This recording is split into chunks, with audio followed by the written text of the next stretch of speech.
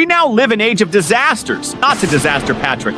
As a decorated disaster professional, CEO, author, and speaker, Patrick has over the last 20 years energized and transformed people worldwide through his unique disaster method. Now, Patrick is taking on the most difficult disaster management challenges in the world. He is on a mission to prove that if you prepare for disasters, you'll never experience one.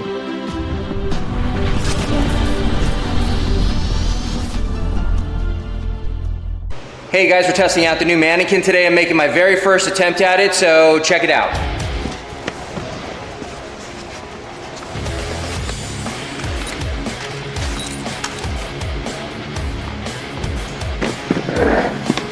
Yeah, this is gonna be really good. So he's got a nice good sternum there to be able to do the compressions. I'll be able to hear the clicking noise.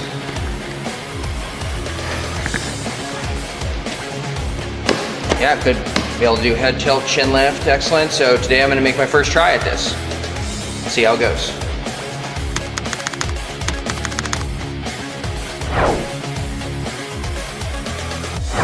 So today I'm in the spin room of my gym and essentially doing my first attempt at going as long as I can on the mannequin. I have the mannequin here, which is awesome. It's a very traditional, very standard CPR mannequin. And so I'm gonna go as long as I possibly can. And with a proviso that I haven't worked out, I haven't prepared for this yet. We're definitely gonna see how it goes. I think it'll be a very interesting experience. And then after I do that, I'm gonna send everything to my trainer and we're gonna be developing a workout routine. So let's get started. This is my setup. Here's my mat. This is just about, ½ inch thick or so. It's really thin.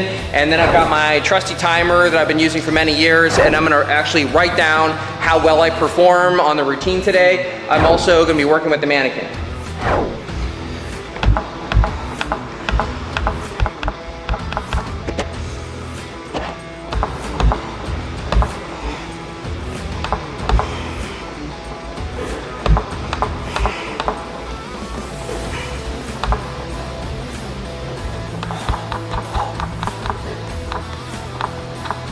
Today I decided to just do compressions. I'm actually not doing the rescue breaths because I'm pretty sure that the compressions are going to be the hardest part physically to do, and so I want to tax my muscles as much as I possibly can. I want to put them under the maximum amount of pressure so that I can see how well they perform, and most importantly, at what point do they fail?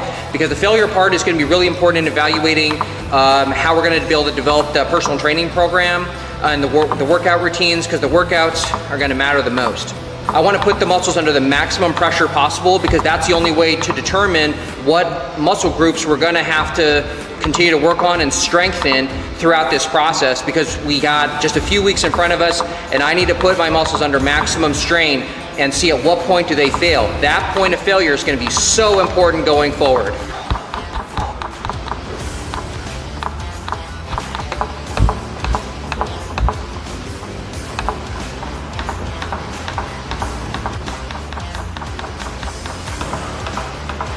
Yeah, I can definitely feel it right now. I can feel it definitely in my hamstrings back here. My lower back's starting to tighten up, and I've only been going for about 35 minutes or so, but at that point I'm already starting to really feel it. It's starting to fight me. I was really surprised. I thought I should be able to do a lot more to these without a problem. Just finished my 35 minutes roughly doing CPR, and it was really difficult. I was really struggling there at the end. I was having a lot of difficulty continuing to do the compressions, and so it really did, I really was fighting it for a long time. So I can tell I've got a lot of work to do. I've got a lot of working out to do. I have a lot of nutrition I got to work on, because one of the things I discovered today is that if this is going to be effective, I'm gonna have to work out my triceps, I'm gonna have to work out my lower back, and surprisingly my hamstrings. I was really surprised at how tough it is on your hamstrings to sit in that kind of a kneeling position with your body weight leaning forward doing compressions. So the next workout routines that I develop with the nutrition that I'm doing is gonna require that I do just a total revamp of everything. So that's what we're gonna be doing next. Hey guys, so doing my first attempt at CPR was a little bit different. It was more difficult than I had expected. I had attempted CPR, I got to about 35 minutes or so, and then my hamstrings really tightened up, my shoulders tightened up, and my triceps. So one of the things that we did was I talked to a trainer, and the trainer and I began working together. And so I began talking with him, and I said, okay, we need to design a complete program. So this week I got the program finally, which is fantastic. And one of the things that emphasizes is the triceps and shoulders, that's for sure, but also really heavily on the hamstrings. So doing a lot of leg curls, doing a lot of exercises, which forces me to use the back of the legs as well. But here's what I discovered talking with him, is that number one, we need to make sure that it's not gonna create an injury, so I don't wanna get hurt in the process of doing this, but I also wanna make sure there's a lot of muscle endurance. So whatever we're putting the muscle groups through, we are constantly pushing the muscle groups so that each one of them is used to being able to do compressions for that long a period of time. So even just doing this is incredibly hard on the shoulders. I can feel it. I've already worked out a couple of times this week.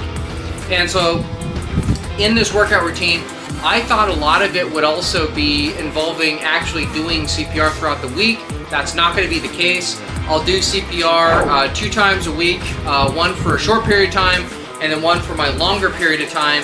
So this weekend will be my first weekend doing it, and I'm gonna do just 2 hours of CPR, so that's one of the things I'm gonna be attempting. I tried, obviously, 35 minutes, and I barely got through that, but I'm gonna push myself to try to get to 2 hours. Hey guys, Disaster Patrick here. My goal today is to try to complete the full 2 hours without stopping. I find that probably unlikely, but given the fact that this week I had got a brand new workout routine, so I really worked my tris this week, my shoulders, my hamstrings, so I am a little bit sore, but I think this is going to be a really great opportunity for me to test it for the very first time. So I've got the dummy here, and I'm just going to be pushing it through. So I'm going to be giving it a try, and I'll let you guys know how it goes.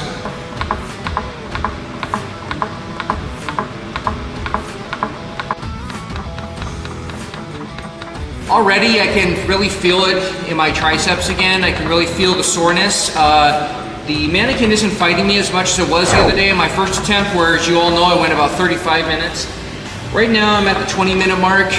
This one's been a little bit more difficult because the soreness makes it so that the muscles are fatigued a little faster, but otherwise, so far so good.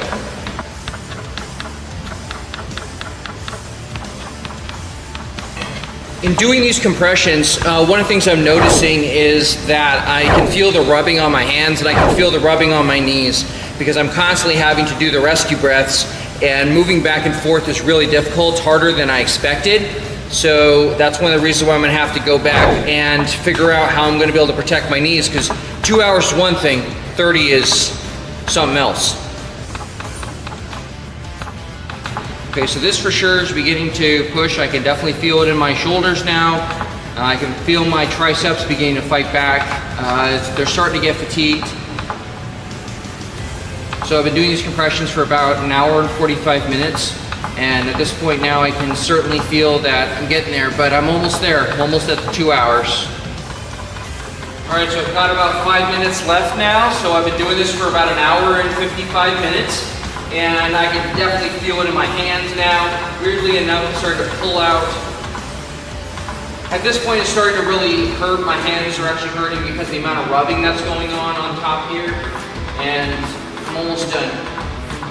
3, 2, and 1, and that's it! Woohoo! All right, I was able to get done 2 hours today. So I did 2 hours on the mannequin. It did fight me, as I said, because I'm a little bit sore today. It was more difficult, but here's the thing, is that I need to work on a few things. My knees definitely hurt a lot more because I had to do the rescue breaths, and I could feel the rubbing on my hands because I'm constantly putting compressions down. So next week, one of the things we gotta work on is I gotta work on clothing and equipment. So it's great that I have this awesome mat, but this mat actually is really too thin, and my knees banging against the floor, it makes it really difficult to do. You wouldn't think it, because when you're doing CPR for maybe 1 or 2 rounds, it's no big deal, but when you're doing it for 30 hours, it really starts to fight you, and it makes it really difficult. So that's something that we're gonna have to work on. Hey guys, so one of the things that World Records requires is that if I'm going to attempt to do CPR for 8 hours, is I have to prove to them that I can do an attempt for 10 hours. I'm here at the gym in the spin room, But later on, I'm going to be attempting this in a location where essentially there are the kind of distractions that Guinness requires. So make sure it's an enclosed area, make sure that there's no people other than myself and the 2 judges. So one of the things I'm doing here is I'm definitely just testing out the workout routine. Hey guys, one of the things I have discovered about doing this is that there's also a psychological element to it, but right now I have to kind of block that out of my mind, because right now I have to focus on the logistics of actually getting the physiology right. So getting the muscles used to it and putting myself in a position where, as I'm doing the compressions, because actually when you put your hands together and you're actually pushing down, it's amazing as to how much it actually wears down the hands and it wears down the skin. As you can tell, my hands are all red. And also on my knees, because I'm sliding back and forth, because I'm doing the airway, then I'm going back to compressions, and then doing the airway again. So if you remember, I have to do 30 compressions, 2 rescue breaths, and I have to constantly be doing that for hours. And in doing that, it's gonna require me to have a lot of fortitude. But one of the things that I know that'll give me a tremendous advantage is if I get the right clothing. So I have to get elbow guards, I'm gonna have to get knee guards, something like that, and I'm also gonna have to figure out the best way mechanically to get back and forth. So I'm gonna go right back to my routine, which is really heavy triceps, really heavy shoulder, really heavy core, and hamstring. So all those things are gonna be really important. Now every single week, as we're tracking this journey, as you're following me, I'm gonna be telling you the amount of time I went. So today, I went exactly 2 hours, which was absolutely fantastic. But I know in the future there's gonna be some setbacks, there's gonna be some difficult weeks, because I've done these before, when I've broken push-up world records before. There are weeks where you're just feeling it and you are absolutely killing it, and then there's days where the push-ups are killing you.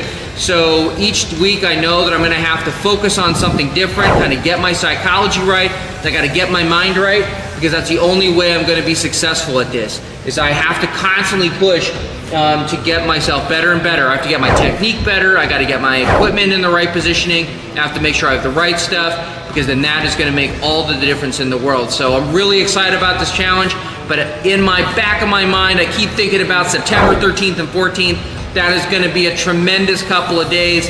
It's gonna be an amazing experience. So I can't wait to continue to take you guys on this journey. So this week, I did absolutely 2 hours, and the other thing I'm gonna have you track also is the amount of weight loss. I have to lose probably around 9 pounds or so, because I'm really top heavy. So in that time, I'm gonna have to maybe do a little bit more endurance, I'm gonna have to do more cardio. I'm definitely gonna be in the gym a lot more. There are gonna be plenty of obstacles in this, but that's okay. I'm gonna treat this like a disaster, where I find this as an opportunity to get stronger, because I've gotta stay focused. That's the only way I'm gonna be able to do this. But I am tremendously excited. I'm so glad you're on this journey with me, and I look forward to taking you to next week, because we're gonna be focusing on so many different things, and you're gonna be able to follow me as I continue to move up week after week after week.